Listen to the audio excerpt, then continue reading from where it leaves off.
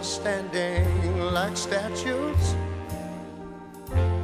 The cattle are standing like statues. They don't turn their heads as they see me ride by. But a little brown maverick is winking her eyes. She said, oh, what a beautiful morning. Yeah. Well, what a wonderful day. I want y'all to know, no, I've got a beautiful feeling. I've got everything. And everything's going my way. Everything's going my way, my way. All right, y'all, do it to me now.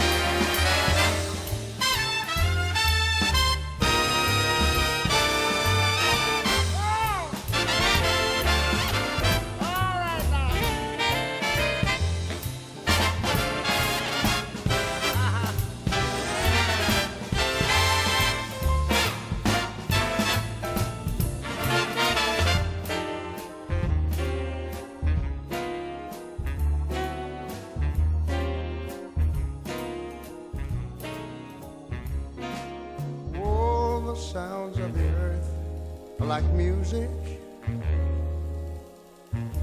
The sounds of the earth are like music. The breeze is as busy, it don't miss a tree. And a little old weeping willow is laughing at me. She said, oh, what a beautiful morning. What a wonderful day. Y'all, I got a beautiful feeling. I got everything. I got everything. I got everything. Woo! Everything's going my way. I'm sorry, but I got everything going my way. My way.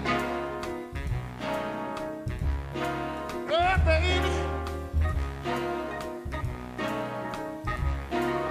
Oh, baby. I want to thank you, little girl, for such a wonderful day. I got a beautiful feeling. Everything's going my way.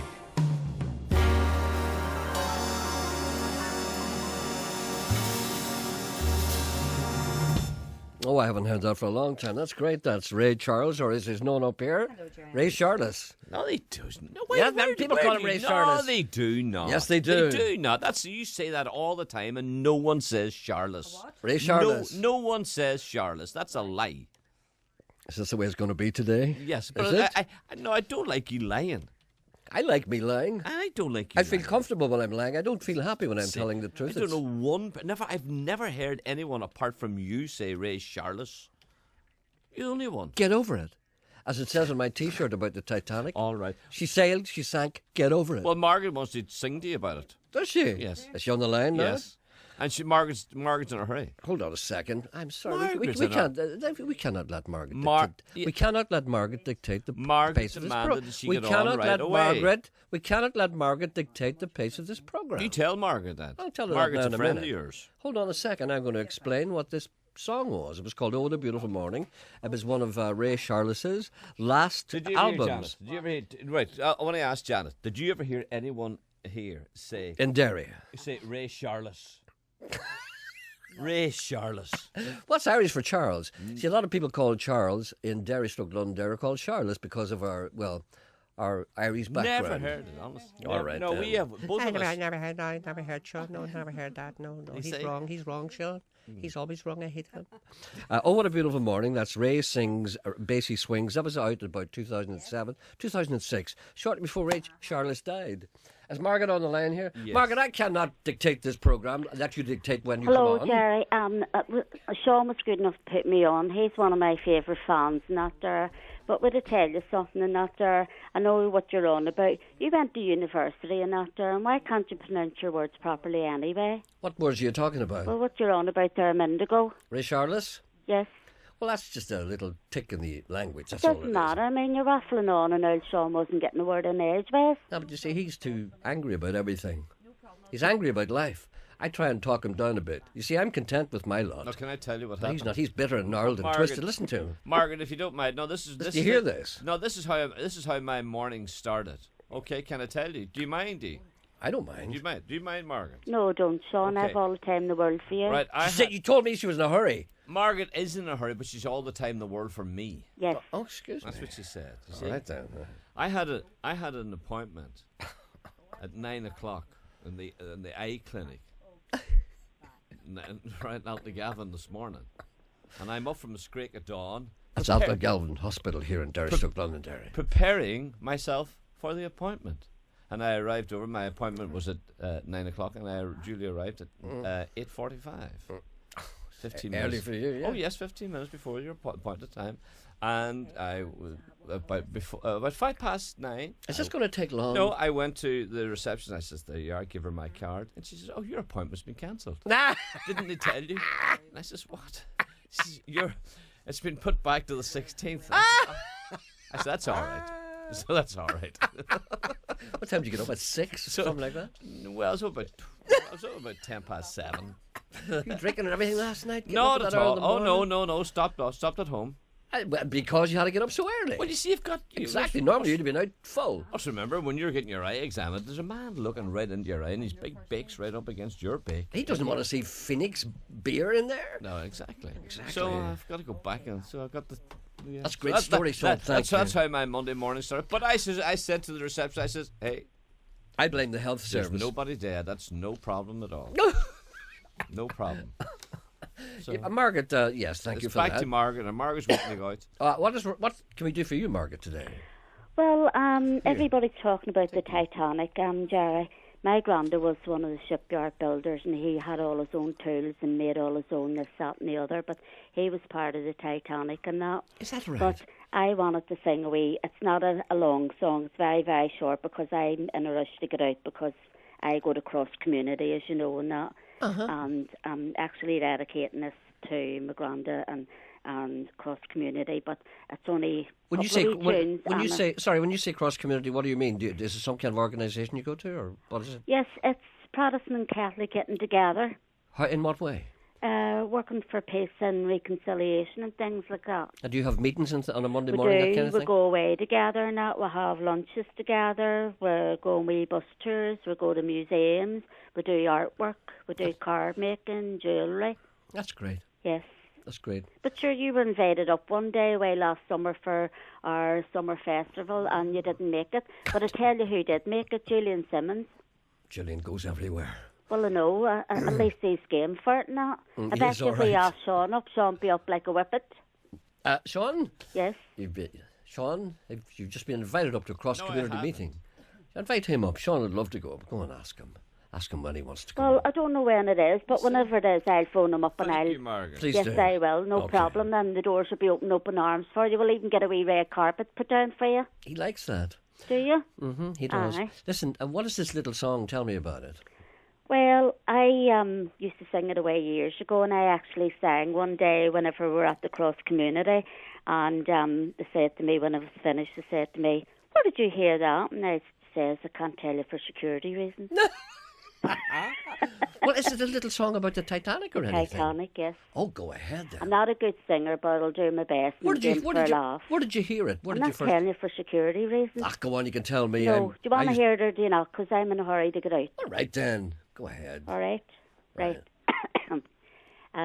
Right. Yes. Oh, they built the ship Titanic to sail the ocean blue, and they thought they had a ship that the water would never go through. But the Lord's almighty hand knew that ship would never land. It was sad when that great ship went down. It was sad, mighty sad, it was sad, mighty sad. It was sad when that great ship went down. Husbands and wives, little children lost their lives. It was sad when that great ship went down. That's it. It's a rather jolly little song, It's rather not- somber words. It sort of, goes from the beginning to the end and letting you know what's happening in the end, but it's a very quick wee song, isn't it? That's an old song. Where did you learn that? No, I don't want Well, you to ask you me said it's an old specifically. song, and where did you learn it? So, have you heard it before about?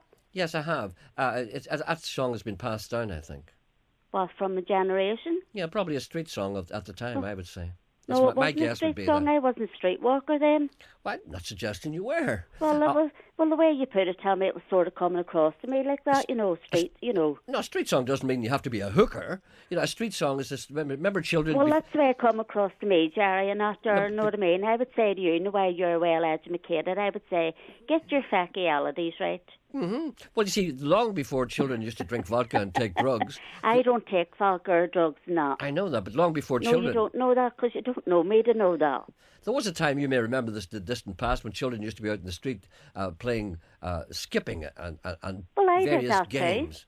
I know, but they also had little songs. That sounds to me like a children's street song that probably was passed down from that particular time, because there's no element of sorrow or anything. It's a jolly Isn't little it a jolly song? Yes. Yeah. And all street songs were jolly songs. No children ever sang a sad song. Well, do you think I should be on Belfast Got Talent?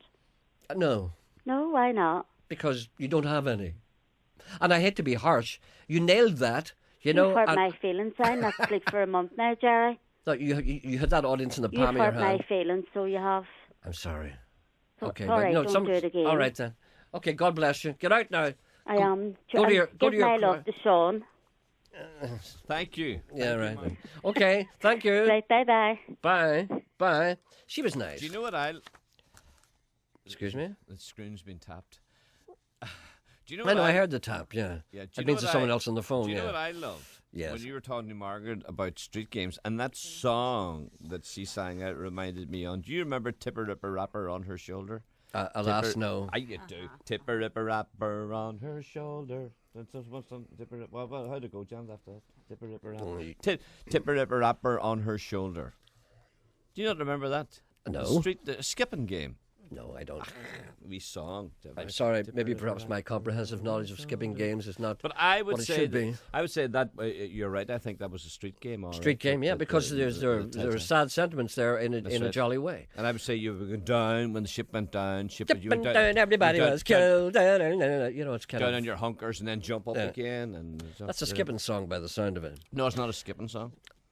All right then. It's a It's game. not a to- skipping song. No, it's a wee What is it game then? that you play in the street. All right. It's not Don't a be so skipping song. fussy. Tipper Ripper Rapper on her shoulder. Here, listen. I was thinking about this program. Do you know every once in a while we should have a little spot for something unusual or noteworthy? I think every once in a while we should feature an empty gesture spot. Do you know the way people make empty gestures because it's a good idea? And it always sounds great, but once you examine it, you realise that there's nothing behind it. You know, like when Hugo said he had to do a talent competition because he wanted to put something back. Right, you said that. No, but empty gesture. Right, here's one. Our colleague, not our colleague, but a man who's in the same line of business as us. I read this in one of the newspapers on Sunday. One, the Irish Independent. Will you stop talking, will you? please? In and out of the dusty bluebells.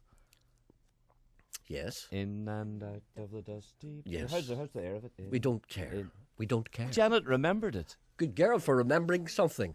Thank you, Janet. Keep that within your skull. Sorry, you were reading in the Sunday paper. Yeah, a man who's in the same line of work as ourselves, a young man called Ray Darcy, an RTE, whom I've met on a number of occasions, as I explained earlier. And he said, and why did I never think of this? He said, if I win the lotto, I'm going to give it all away to charity. Isn't that perfect? Isn't that perfect? Yeah. That's an empty gesture. Closure without commitment. Isn't that great? That's like saying, I'm going to try and beat that one. If I ever become heavyweight champion of the world, I'm going to give away all my prize money to charity. It'll be in the paper tomorrow, won't it? Jerry Anderson says if he ever becomes heavyweight champion of the world, he'd give away every penny he earns to charity. Isn't that what? Why did nobody ever think of that before? If I won the lottery, every penny. Imagine if he wins it. He'll have to do that. Oh my God! It's about 3 million to 1 chance of even getting 5 numbers. Anyway, that's our empty gesture department. So I want people out there to supply me with empty gestures that they come across in newspapers, television, or indeed any other form of media, and any empty gesture that you feel worthy of. Letting people know, let me know. It's jerry.anderson@bbc.co.uk. This is almost like a competition. There's isn't one it? that I would love to talk about, but I can't. Go on. No, I can't. It has never stopped me. No, I can't. Come No, on. I can't. No. Come on, you have to No. learn to be thrusting. No. Thrusting, come on, take a No. chance. No. Nolan used to be like that. Nolan was thrusting and then he became fat and... I can't say it. It's in the You paper. can It's say in the it. It's in the papers today. You can say it. It's in the papers today. All you got to do is scan the front pages of the local papers. It's about Meg Nesbitt. I'm not saying. It is then. I'm not saying. It is. Go I'm on, not get it out. saying, Spit it no. out, come on. Lorraine's on too. Spit it out. Lorraine's on too. You've no fire in you. Hello, good morning. Good morning, Gerry. He has no fire in him. Has he no fire at all? Not a spark. He's There's afraid of plenty of spark everything. coming out of you this morning. Nolan used to be like that. Nolan used to be fearless, but now he's soft and fat. And he's Not afraid at of all. everybody. He won't say anything unless he knows he's right. You have to take a chance. Be forward, I say. So Do you anyway, think so? what can we do for you today? Gerry, I just want to put a wee request out on your show. I was in Tullymore Forest Park last Sunday, and I lost a necklace in the yes. park. Yes, yes. It's quite sentimental to me now because my late husband had bought it for me to wear on our wedding day, which was in 2006. And he then passed away in 2009 of a brain tumour. So I just wondering, I contacted the Forest Park and they had done great searches and were out with a metal detector, and to date they've had no success. So I thought maybe some good person maybe found it out there and just maybe hasn't got handed in or would like to give it back. It's just so sentimental to me, so I thought I'd contact your show, and maybe I've heard that there was lots of things found, that people have lost, and I'm just wondering if anybody has seen anything or can help me at all. We'll have to try and get that back for you because that's extremely special. Extremely special, yes. So just describe it again for the benefit of people who missed the start of that. It's just a very fine gold chain with 2 wee diamonds and a wee pendant that hangs on it. And it is a very fine chain, so it would be quite hard to find. I know that the rangers in Tullymore did go to great extent to find it, but haven't been able to find it. So maybe somebody has picked it up or left it somewhere, has left it in the car, maybe meaning to hand it in. And any particular... I would be... Sorry, love. Any particular place you think it might be?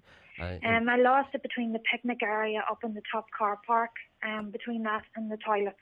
Because I have photographs of me with it on, and then in the next photograph I don't have it on. So as far as I'm aware, I've lost it in that area. So I would be very grateful if anybody knows anything about it and would contact your show just to let me know. Mm-hmm. Do you have any children at all?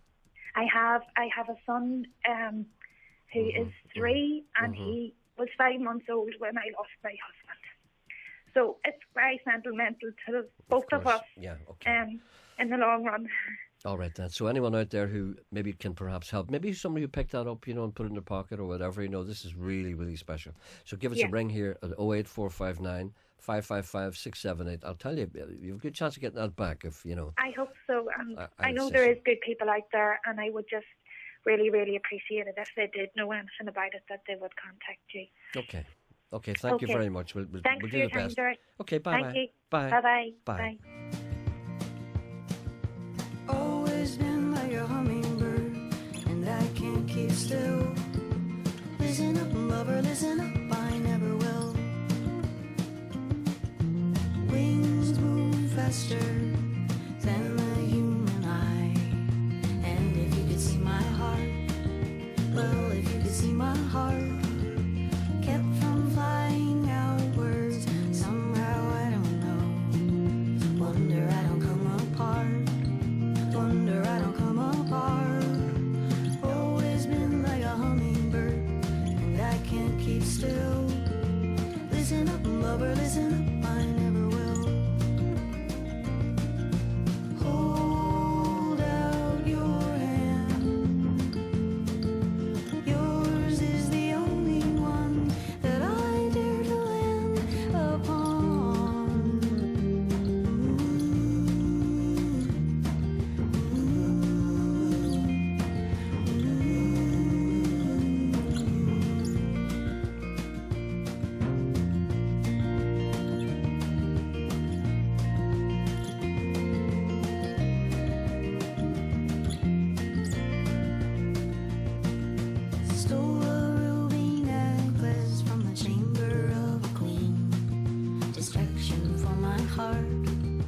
distraction for my heart.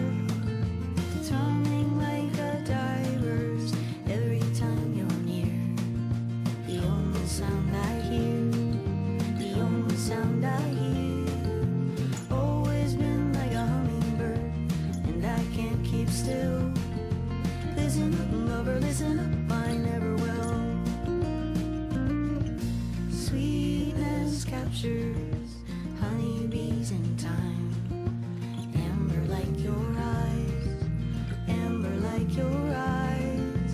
Maybe there's a season when I'll taste that wine. A thimble at a time, a thimble full of wine. Always been like a hummingbird, and I can't keep still. Listen up, lover, listen up, I never will. Listen up, lover, listen up.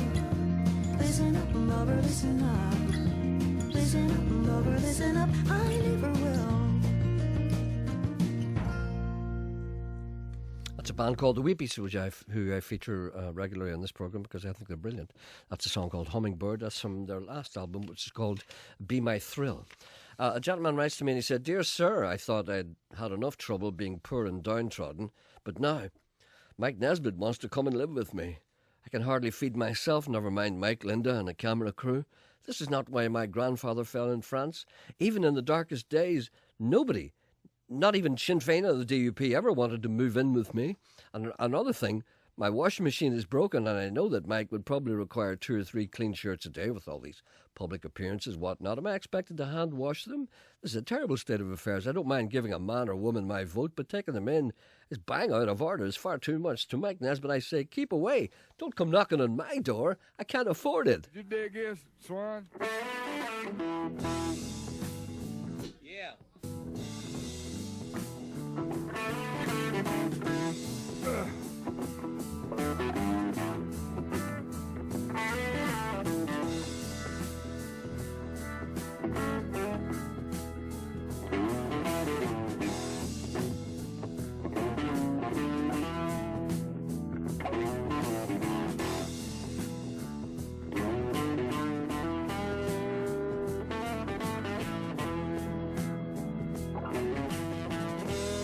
This is Tony Joe White. Boom, boom.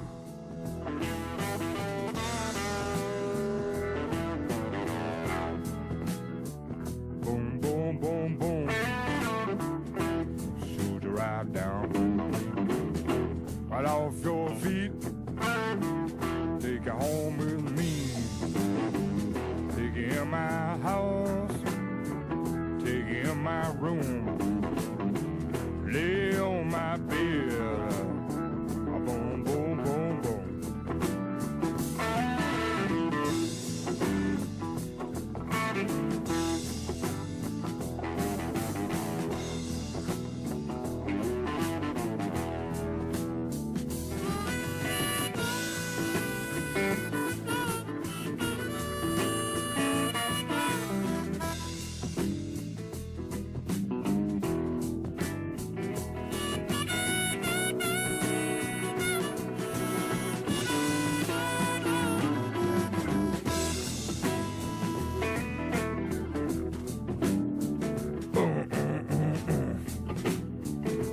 Shoot you right down, right off your feet. Take you home with me. Take you in my house. Take you in my room. Lay on my bed. A boom, boom, boom, boom.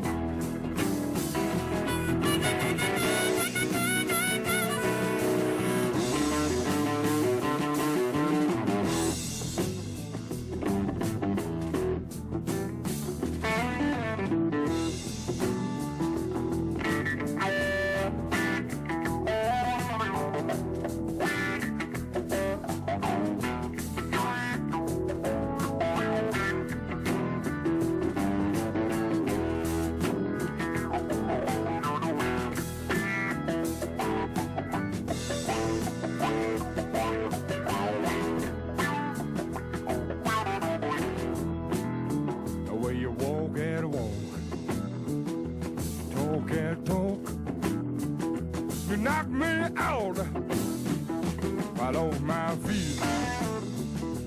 Boom, boom, boom. Boom, boom, boom. Gonna shoot you right down.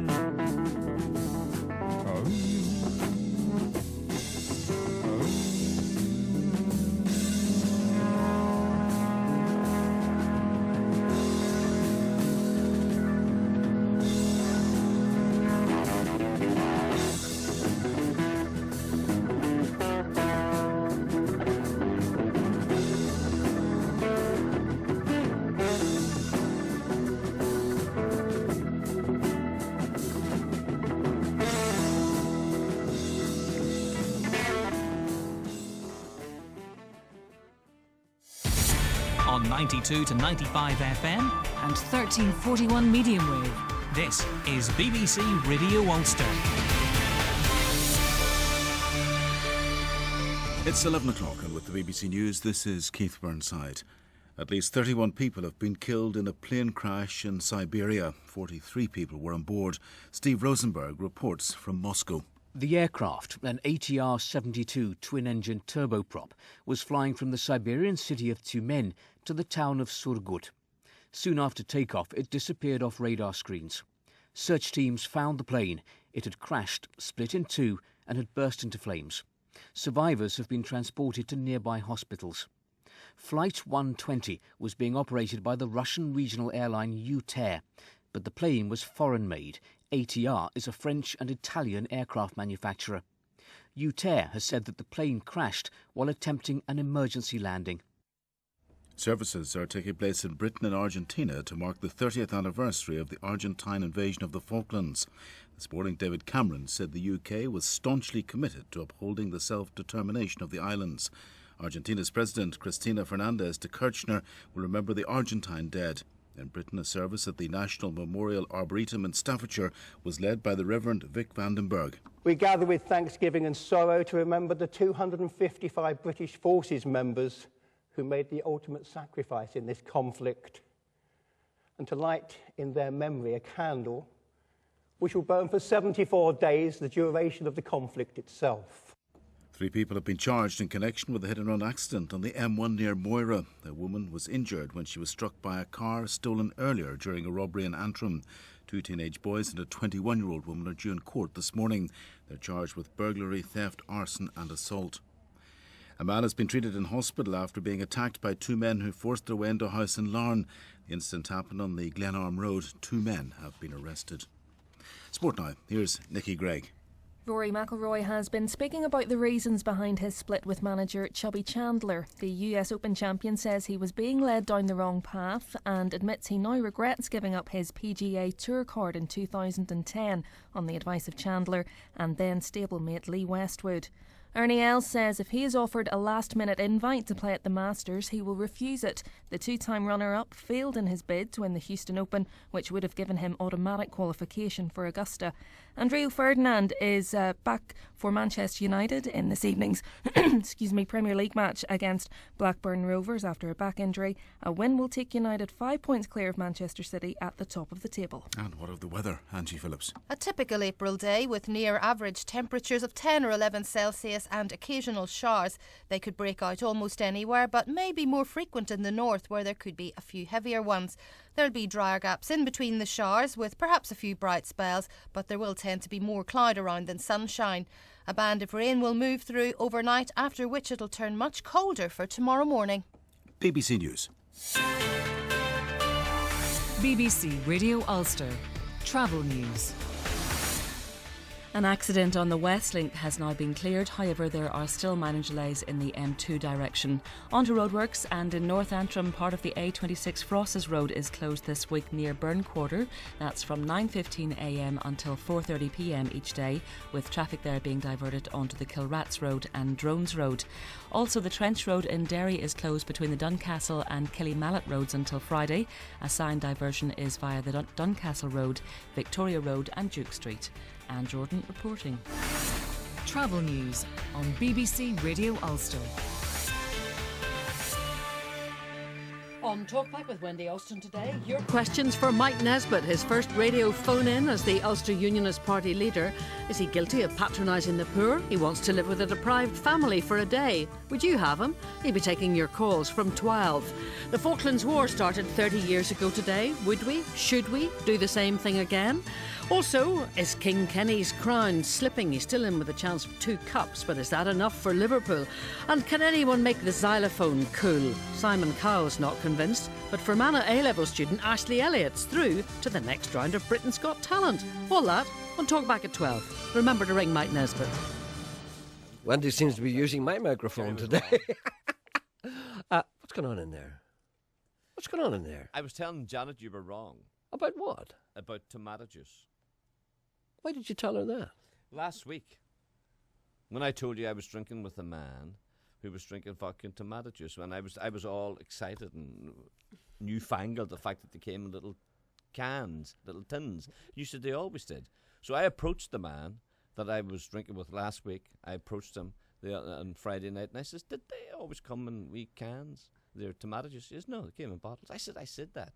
I told Gerry Anderson that, and Gerry Anderson said they always came in cans. He said, "Tell Gerry Anderson he weighs up." You can't let anything go, can you?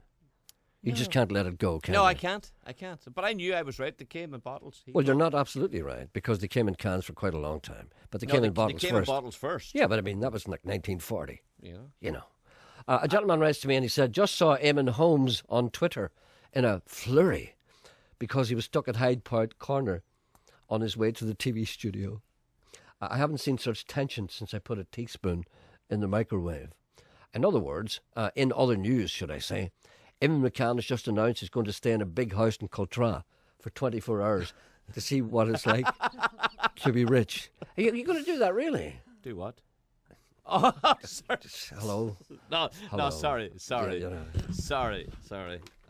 You shouldn't get up too early. No, I was laughing at the idea of McCann saying, I'm not ready for that. By the way, can I ask you this? Yes. This man, the tomato juice man. Let's not call him the tomato juice man, okay? Why not? He may not like it, you know, and it's a wee bit of a, well, I suppose it's too obvious. Go ahead. All right, then. Call him your friend. My friend. Who drinks tomato juice. Right. Okay. My friend who drinks tomato juice. That's better. Right. He said to me, he says, ask Anderson this one. Uh-huh. Did he ever eat a cow's udder? I think I have, yeah. Have you? It's tripe. No. That's what No, tripe wait a is. minute now. He said that they get the udder. And whatever way, they boil it, whatever, and then it's sliced up. It's just like a roast. Is that not tripe? Is it? No. Janice says no. That's not tripe. He's It's wrong not again. tripe. He's No. wrong again. He's So wrong therefore, again. so it's not tripe. Well, what is tripe? I don't. Is it Tripe's bubbling? a stomach. Is tripe not the stomach? Well, the udder's near the stomach. No, but the udder's, how is it?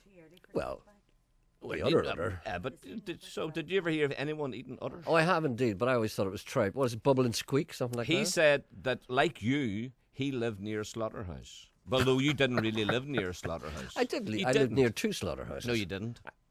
I did. No, you didn't. Do you want me to tell you where they were? That wasn't a slaughterhouse that you lived beside. He lived beside a real slaughterhouse. There was one up in the Little Diamond. That's where he lived. I know, but that was near me too. That wasn't. 100 yards away.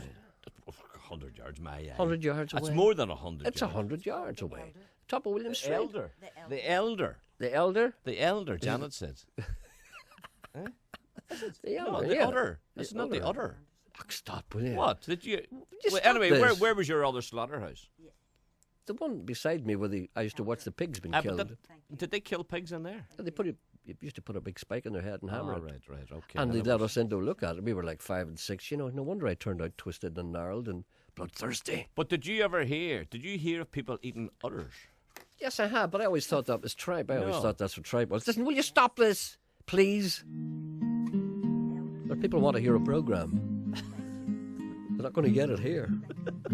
Let's start some controversy. Let's say things about people that are basically untrue and get them to ring up and deny it. That's what Nolan does.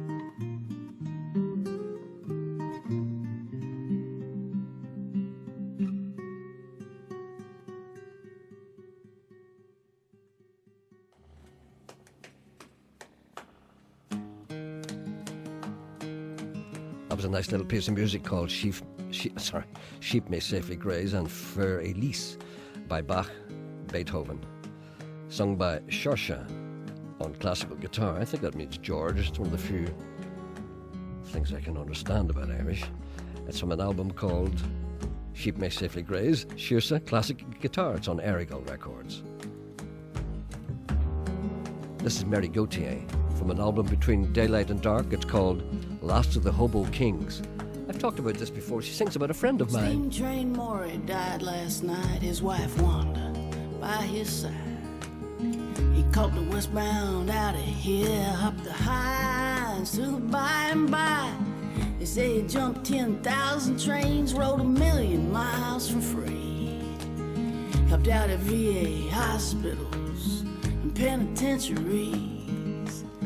Dandy Dave, Rusty Nails, and Sweet Lady Sugar Cane. Dead-Eye Kate and the Baloney Kid raise a cup tonight in Steam Train's name. Senators, congressmen, puppets on a string. Among the windswept vagabonds, Steam Train was the king, the last of the hobo kings.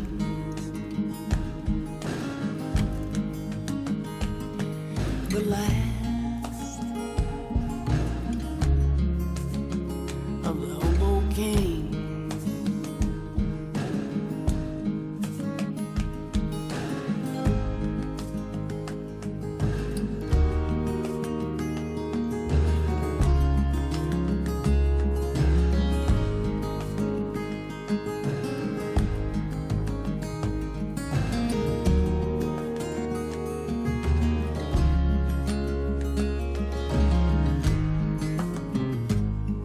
Now bums drink and wander around, tramps dream and wander too.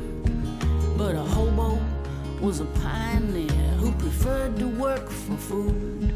He knew how his nation was doing by the length of a sidewalk cigarette butt. Born with an aching wanderlust embedded in his gut. Pounded, beaten, laughed at, broke, chased out of every town. With his walking stick scepter and his shredded coffee can crown, the last of the hobo king. He was the last of the hobo king.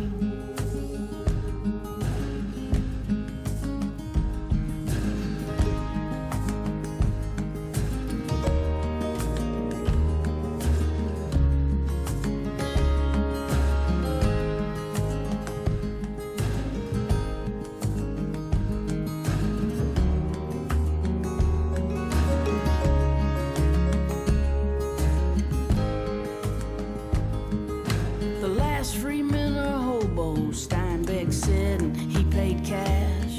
And the stories that he bought from them helped him write The Grapes of Wrath. But boxcars have been sealed for years and trespassers do time. The railroad yards are razor wired and hoboing's a crime. So here's to you, Steam Train Maury. Hold that westbound tight as you ride off into history. The last hobo, the last ride, the last of the hobo king. He was the last of the hobo king.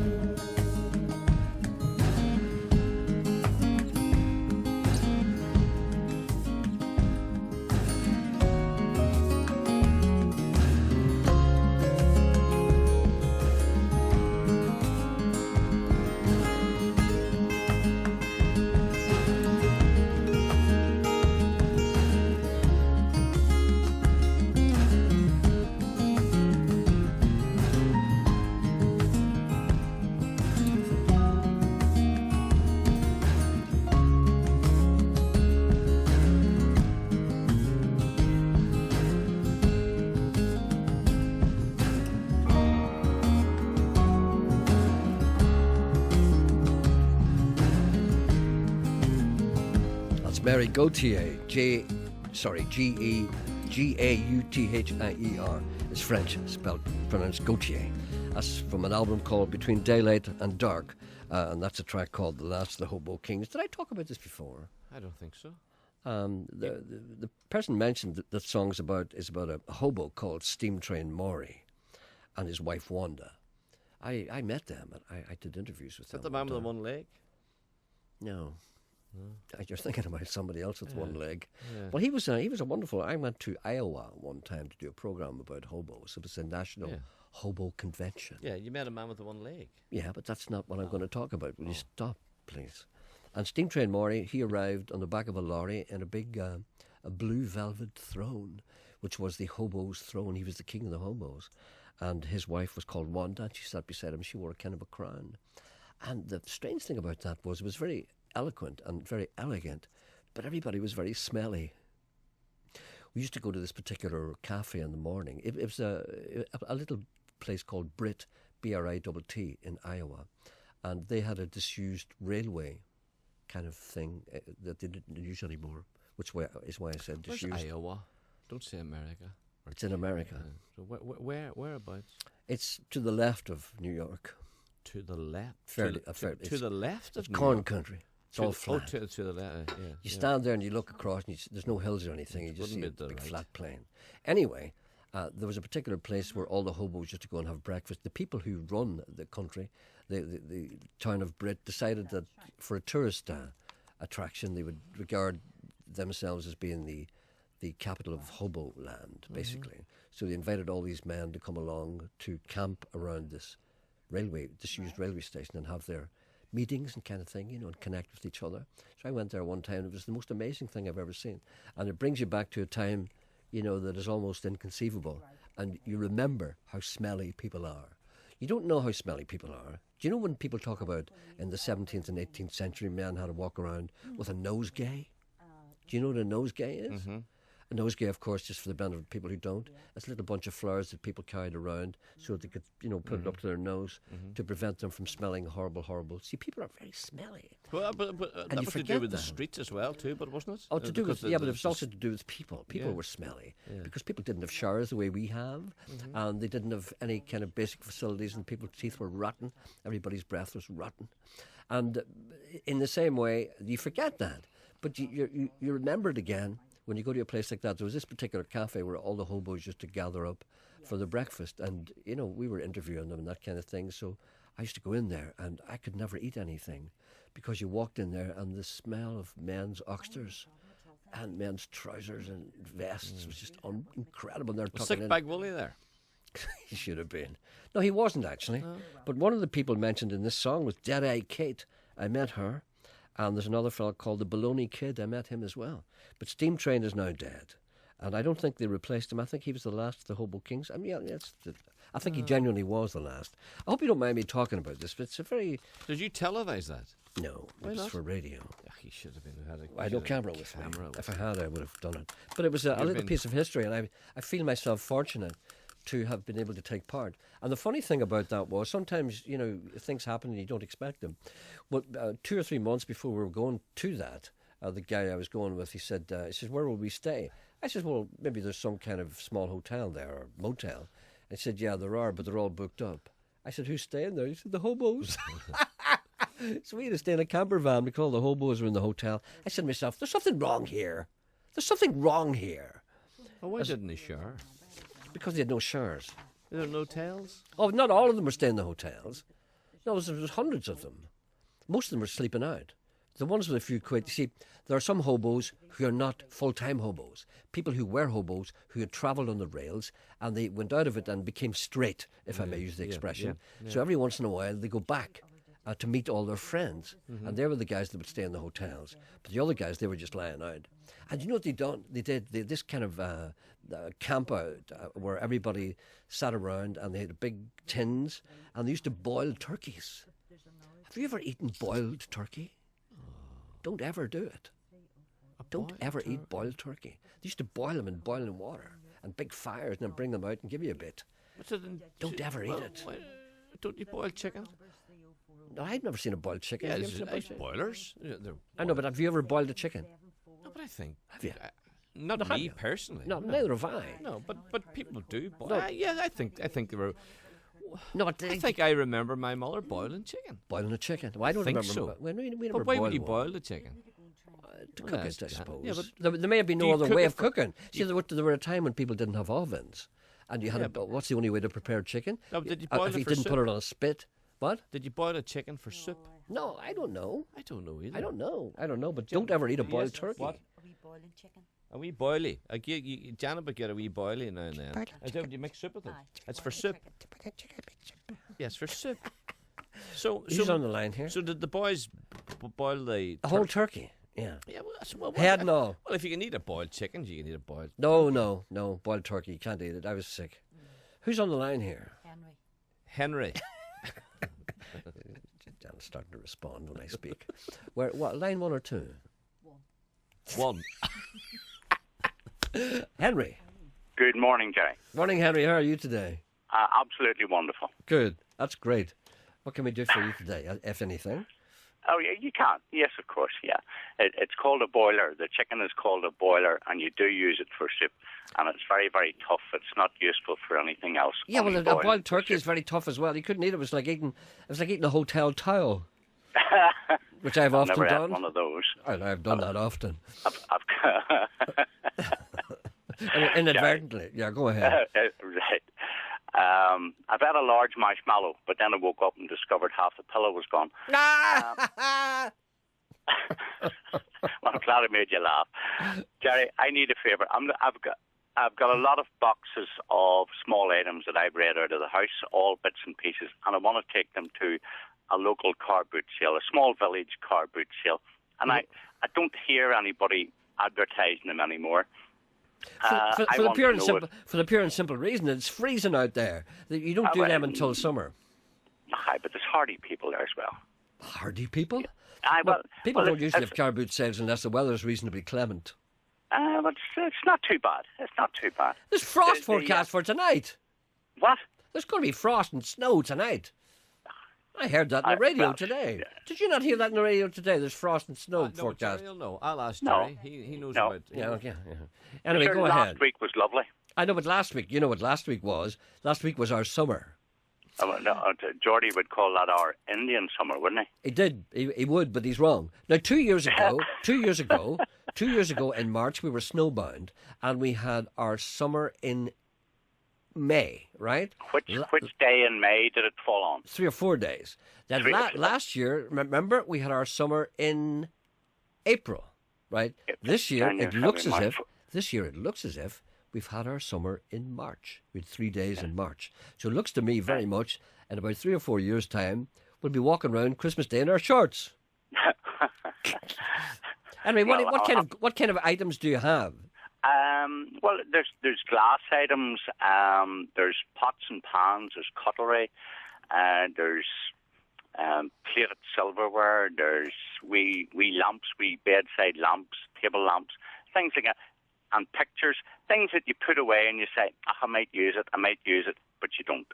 So I've put them all into boxes, and I said, I'll take them to a car boot, and I'll have some fun and give some money to charity as well whenever I'm doing it. All right, then maybe someone out there would have a solution to your problem and give us a ring and suggest what you might do or where you might go. Of course, there are other people who will probably do it anyway, and you don't want to hear that. But this is the way. We have a variety of listeners. So go ahead. There'll be well-meaning, nice people, and then there's the other kind. Yes.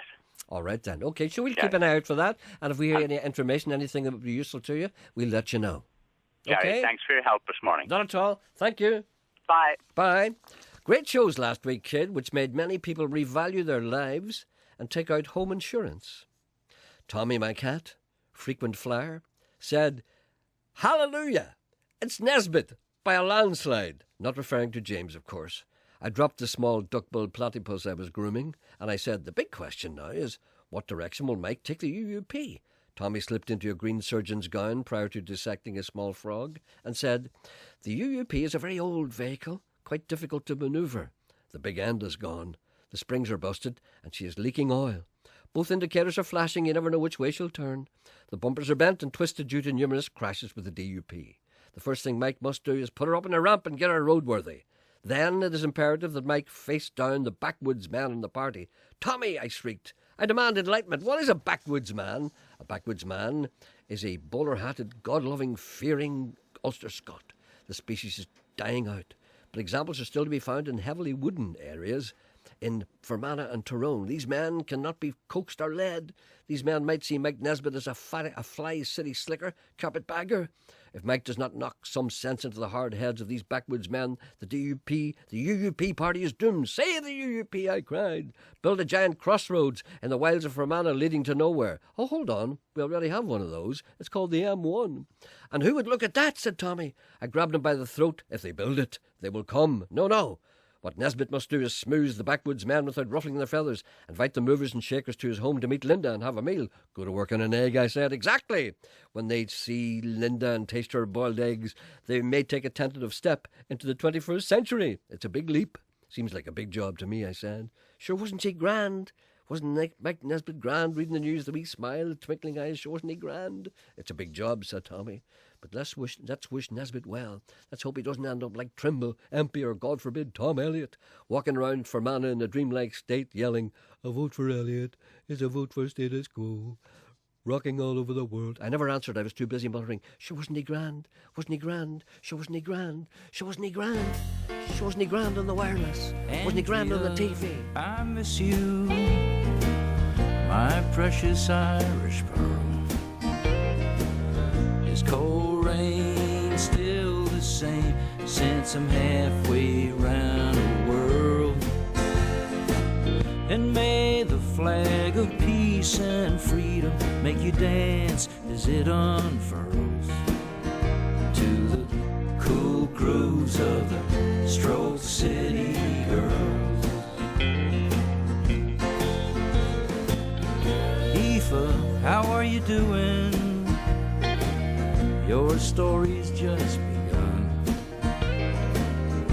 I remember Portrush nights and waking to the sun.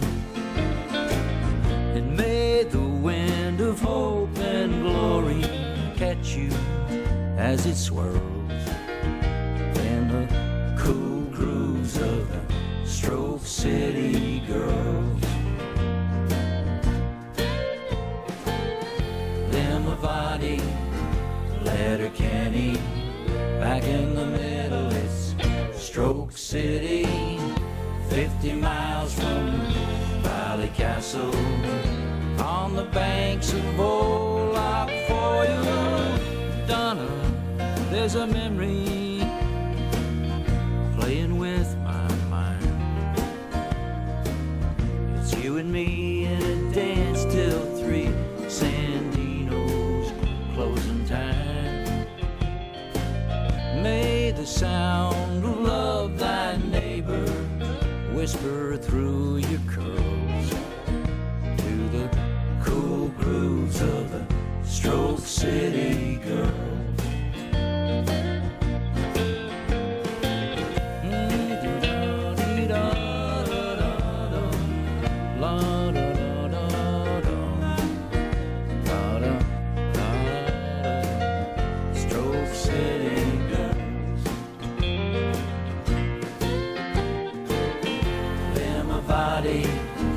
Letterkenny, back in the middle it's Stroke City, 50 miles from Ballycastle, on the banks of Old Loch Foyle. Andrea, oh I miss you, my precious Irish pearl. Is cold rain still the same since I'm halfway round the world? And may the flag of peace and freedom make you dance as it unfurls to the cool grooves of the Stroke City girls. May the sound of love thy neighbor echo through your curls to the cool grooves of the Stroke City girls.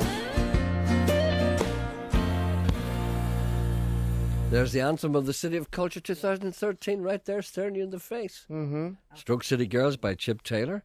Also, he recorded, he also wrote, if you don't know who he is, he's a friend of this program. We haven't talked about him for a long time. He hasn't been here for a year or two. He usually comes every year or so, but he hasn't been here. He also wrote Wild Thing and Angel in the Morning. But more importantly, he's Angelina Jolie's uncle. Why doesn't he bring her? Stroke City Girls, for God's sake.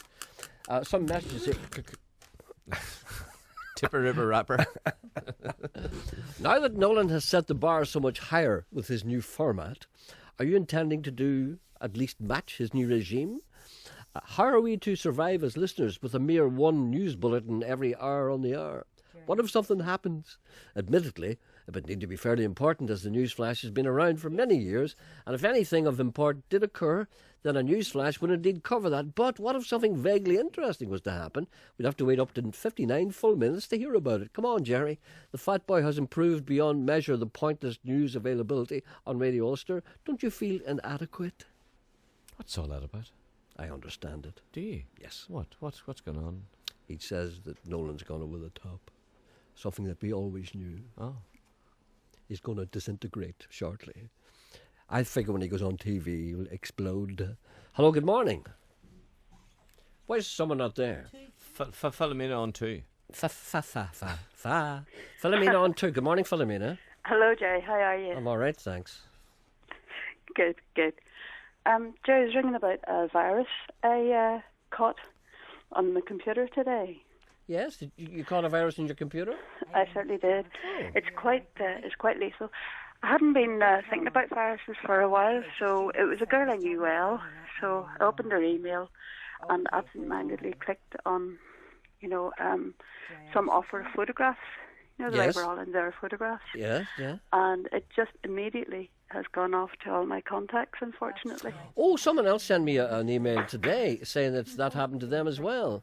So, right. Yeah, this is happening. It sends something to all the people that are on your address thing. That's right. And the subject is, this is good. This is good? Yeah, so it's not very good. That's it? This is good. Okay. Yeah, hold on a minute. Let me just check. I had one like that this morning. Oh, dear. Oh, dear. Oh. Well, I didn't open it. Because I never open any of them. So people keep their eyes out for that. So tell me, what form does it come? Well, as I say, it's only, this is good. And very often people will send you a connection, and you click on it and so on. But this got off to the daughter, niece, and I imagine everybody else probably in the contact list, Oh. So... Can't have that. Right, okay. All right, then, so there's your daughter in the background complaining bitterly. I can hear her. Oh, she's very good. She didn't open it. She had to wait not to. My virus. Anyway, we'll warn the people out there on their laptops and their PCs. If you see something like that, treat it with care. Great, Gerry. All right, then. Thank you very much for sharing that. Not at all. Thank you. Bye. Bye. Bye. Did you hear me saying thank you very much for sharing that? There's another. Did you hear me saying that? Thank you very much for sharing that. There's another recall. Is there? Did you not hear me saying thank you very much for sharing that? I heard you 3 times. I never said that before. No. Your call is important to us. But maybe we should do that. Let's try it. But you see that virus? Yes. I mean, I'm like you. I never open those things. I would if I don't recognize. No, they're called person. messages. I often open them because sometimes people want to tell you things. You know where you get the first couple of lines on your email. It's too late then. No, it's not. Oh, I see what you mean. Yes. You've got the first couple of lines there, and then you should say, "Well, I'll open this or not." That's discrimination. Is it? Yes. There's a wee call for you. Mm-hmm. Let me try this. Hello, good morning. Hello. Your call is important to us. Of course it is, Gerry. It better be. Yes. There may be some other people listening for the benefit of training purposes. Okay.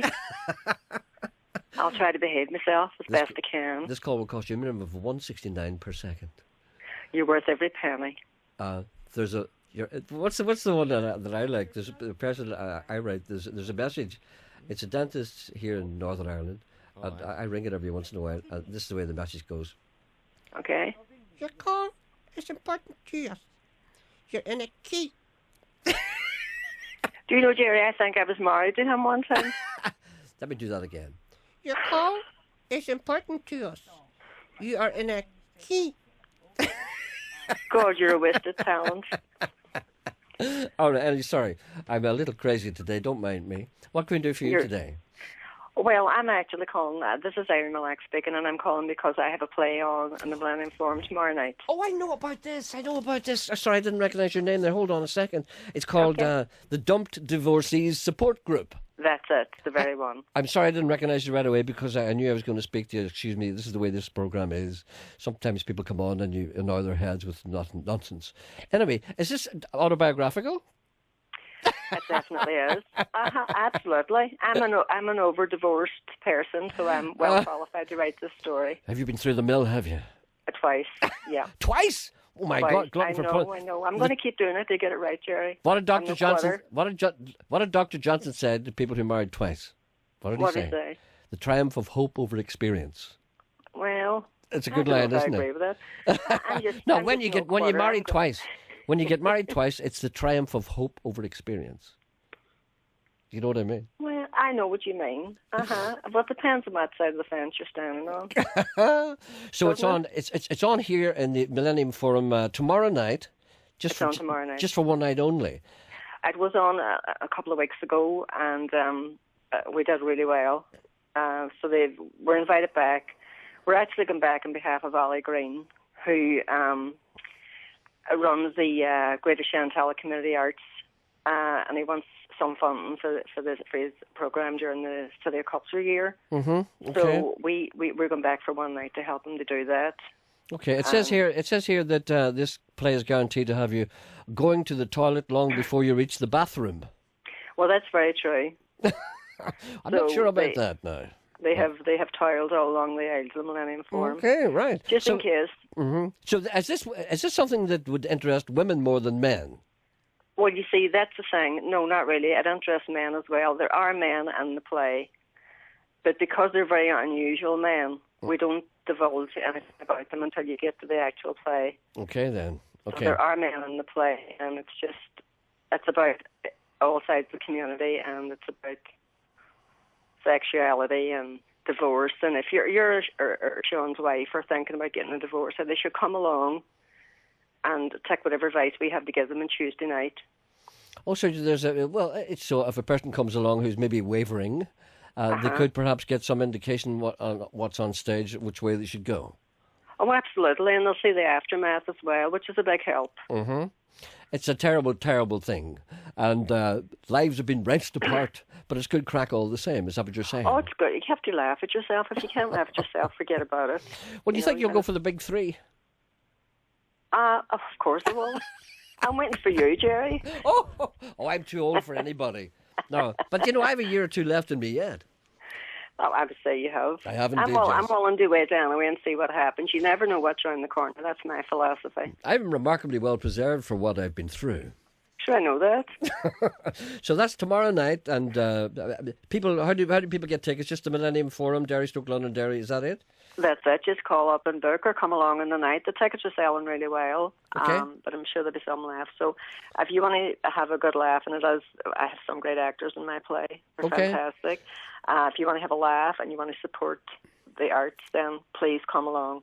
Okay, that's the Dumped Divorcees Support Group. If you're wavering, go along and have a sniff. We'll help you along. All right then. Thank you, Erin. Thanks, Gerry. Bye. Bye. Bye. You should go to that. If my wife or your wife's thinking of getting a divorce, I should go along. I like that line. And because we're not perfect, Sean. I know we think we are, and Janet thinks we are, but our spouses may not regard us as being ideal. You know what I mean? There are certain things that you told me yourself. You fart in bed. I never told you that. Yes, you did. I did not. Yes, you did. I did not. Yes, you did. I did not. See, that's a very dirty thing. I did not tell you that. You did. Yeah, you said you fire away. Janice says you're making that. I'm not making it up. I said Janice says you're I making said to you it one up. time, that'd be a terrible thing, and you said, "I fart away in bed." You said. That's. You didn't say there was anybody no, with I you. did not. I didn't say that. All right. Janice says I didn't say it. No, he never said that. He's a liar. He's a liar. He's a liar. Vera wants you on too. Sean never farts. He's lying. He's always doing that. He's always lying. Hello. Good morning. Hello. There's nothing as unromantic as that. The only worse thing than that is a man naked wearing a pair of black socks. Now, Janet, is that the worst thing in the world? No, pair of black socks. A man walking across the room naked. Red socks, all right. Red socks are fine. That's what the Pope does. No, but no. Hello. I know. Yeah. Hello. Good morning. Good morning. Good morning. How are you today? I'm very well, thank you, Mr. I'm Hello? sorry, we nearly lost you there. No, that's okay. You're still there. Can you hear me? Yes, I can hear you, Mr. Can I call you Gerry? Yeah, of course you can. Listen, it's just a few lines of either just an ordinary song or a hymn.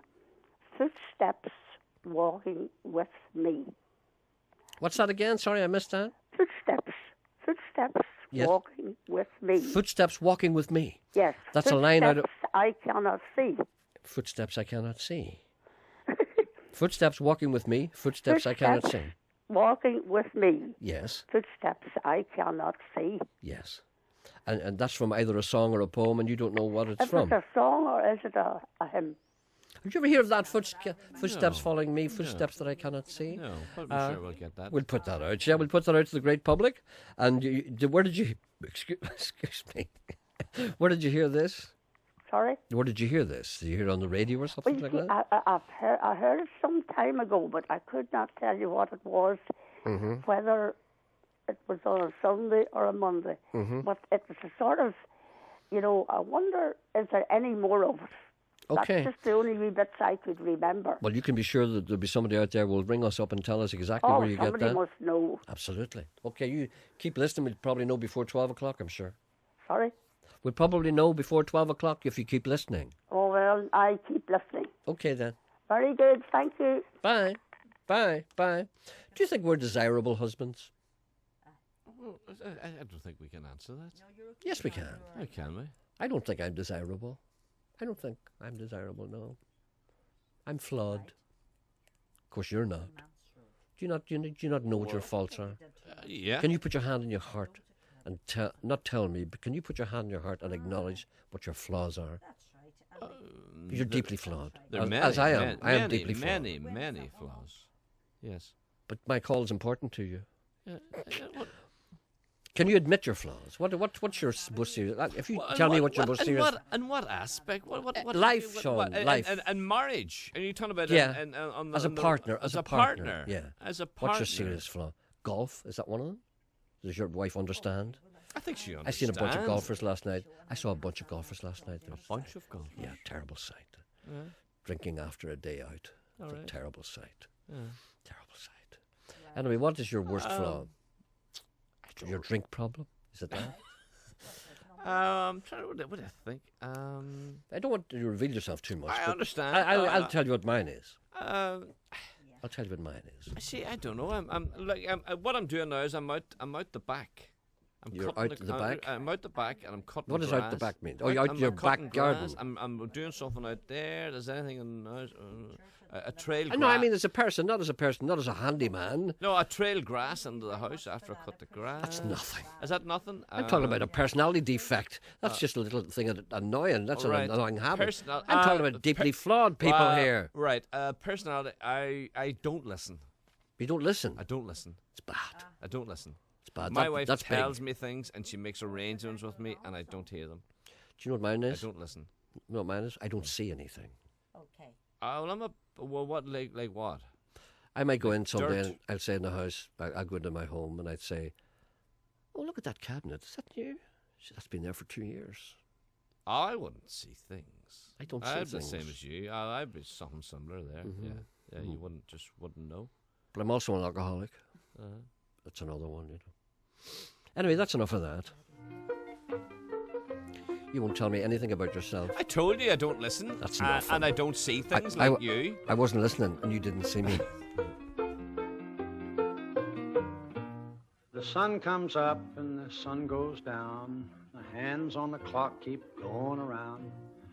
I just get up and it's time to lay down. Life gets tedious, don't it? My shoes untied, but I don't care. I ain't figuring on going nowhere. I'd have to wash and comb my hair, and that's just wasted effort. Water in the well getting lower and lower. Can't take a bath for 6 months more, but I've heard it said, and it's true, I'm sure, that too much bathing will weaken you. I open the door and the flies swarm in. I shut the door and I'm sweating again. And in the process, I crack my shin, just one darn thing after another.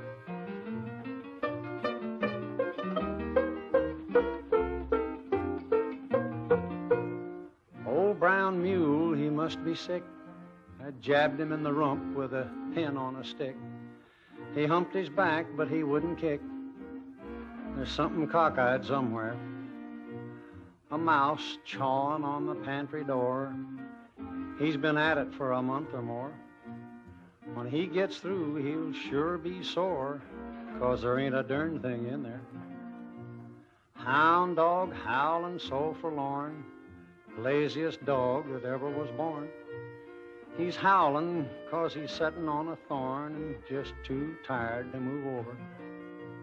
The tin roof leaks and the chimney leans, and there's a hole in the seat of my old blue jeans, and I've ate the last of the pork and beans. Just can't depend on nothing.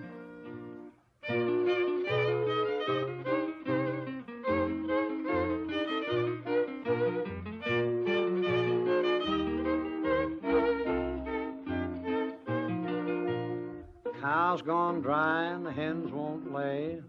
Fish quit biting last Saturday. Troubles piling up day by day, and now I'm getting dandruff. Grief and misery, pains and woes, and debts and taxes, and so it goes, and I think I'm getting a cold in my nose. Life gets tasteless, don't it?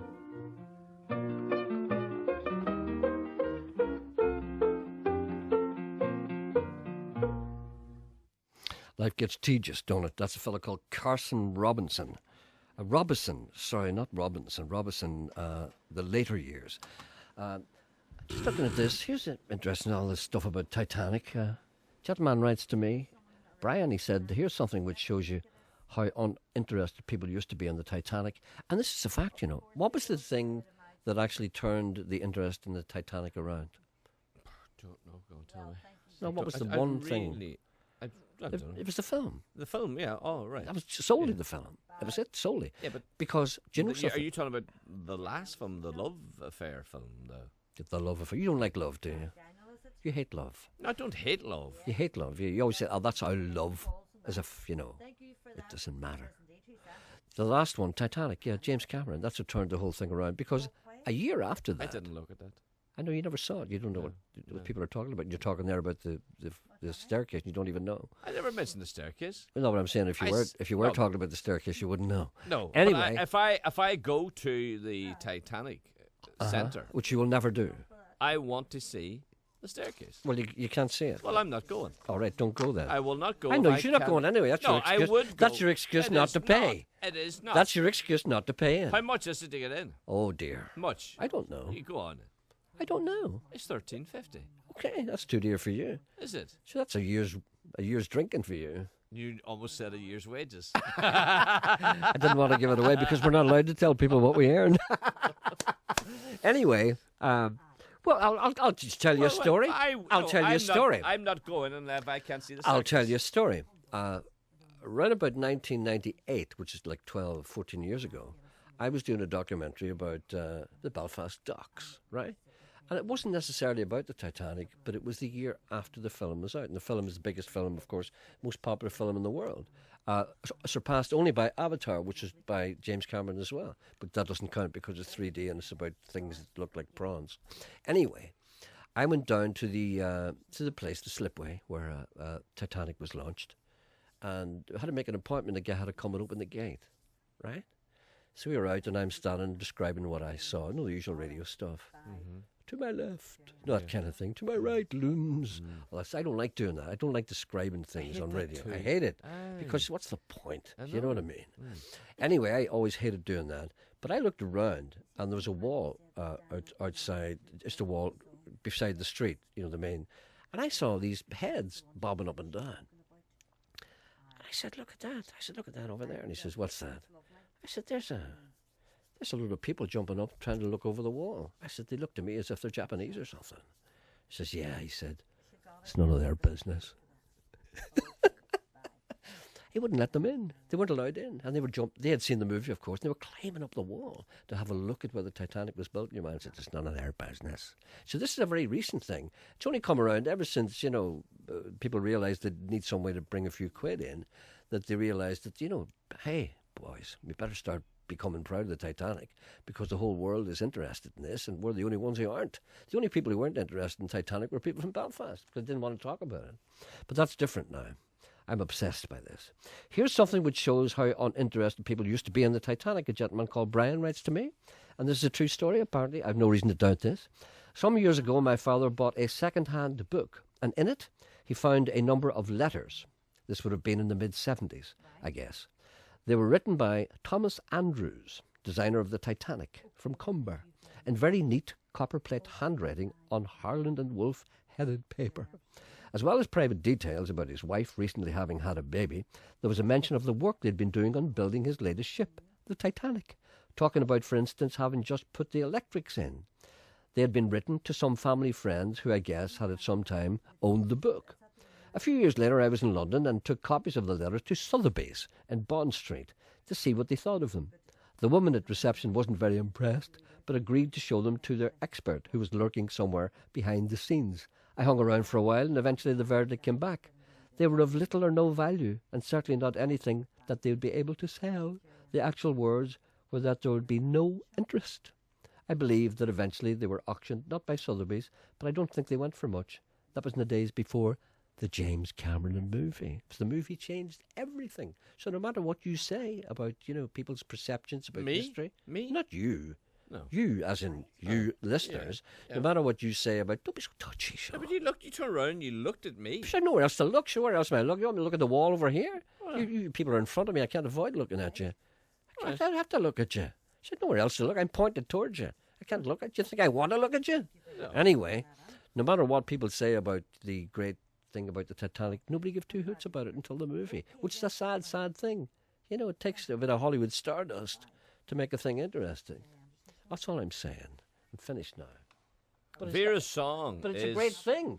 It's a great thing, don't get me wrong. I think it's the best thing ever happened. All I'm saying is it should have happened years ago. The song, that young lady who was on asking for the the words of Footsteps, a person writes and said it's not poetic or it's not musical. It's by Daniel O'Donnell. Apparently, it's a song recorded by Daniel O'Donnell. Footsteps walking with me, footsteps I cannot see, but every move I make and every step I take, I know they're there with me. They walk with me all the way, beside me day by day, through good and bad, through happy and sad. Those footsteps won't go away. Yes, that's Daniel, all right. I can sense his hand in it. Hold on a second. There's some thing. Sorry, I can't go through these emails. There's too many emails. What? There's a man waiting to talk to you. At this time of day? Sure, I'm nearly ready to go home. Right. Where is he? One. We value your call. Your call is important to us. We may have to record portions of this interview for training purposes. Hello? Hello? Yes, good morning, sir. Good morning, sir. How are you? Your call is important to us. Yes. Yes. Carry on, please. Yes. What can we do for you? Yes, you were talking about hobos. Yes. Can you remember the film with Ernest Borgnine in it? And he was like a security guard on the railway. Marty. The hobos. Sorry? Was that Marty? I don't know. It was Ernest Borgnine was in it, and he was like the train conductor, and his job was to keep the hobos off it. Oh yes. Oh my God. Oh and he no, had it wasn't. The big rope. He attached the rope to a heavy lead weight, and he used to let it dangle on the railway tracks and burn up and knock the hobos off the bottom of the train tracks. That's right. That's what was right. That film? Oh, I can't remember what it was called, but I've seen it. I've seen it. I don't think you have. No, he's bluffing here. He is I'm the bluffing. Customer. You should not lie to the customer. Ernie, he's bluffing. Of course. I know this call is important to us, and we cannot lie to our customers. Come on, tell us something about the film, Mr. Anderson. I remember Ernest Borgnine being very vicious and evil towards the hobos. That's what he just said. Ernie just told us that. You see. Was it James Coburn was in it? I don't tell him anything more. Oh, sorry. I think James Coburn was in it. I'm not entirely sure. No, I don't remember the film, but I remember a scenario such as that. Anyway, somebody will tell us. Thank you. I'm sorry. Yes. Your call is important to us. Yes. We'll have to charge you £1.69 an hour. Contacts. Thank you. All right, see you later. You're useless.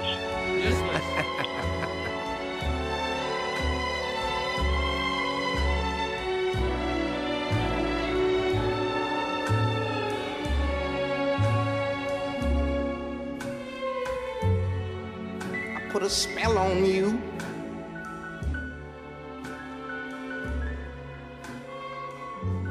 Cause you're mine.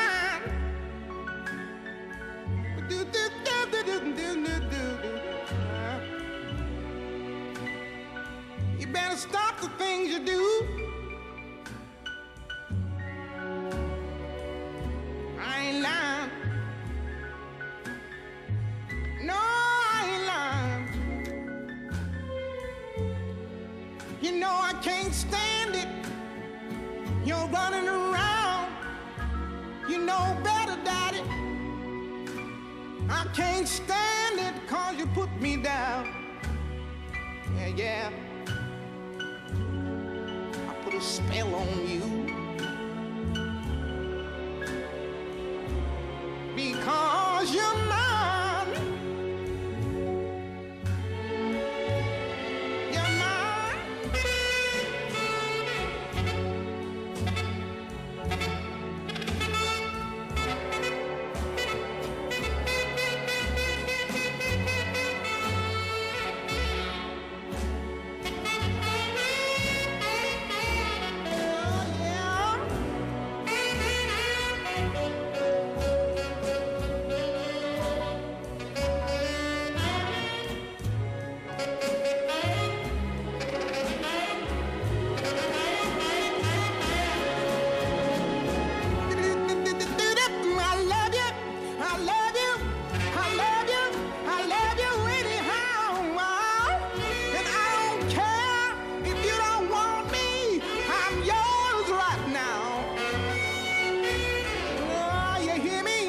Spell on you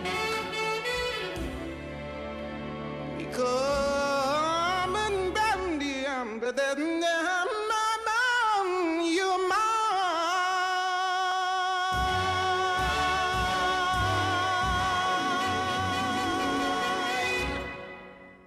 That's Nina Simone, of course, Put a Spell on You. That's from an album, if you're interested. It's very, very good. The very best of Nina Simone, which is, there's a lot of compilations out of Nina Simone. A lot of them are rubbish, but this is the best one. It's on Sony.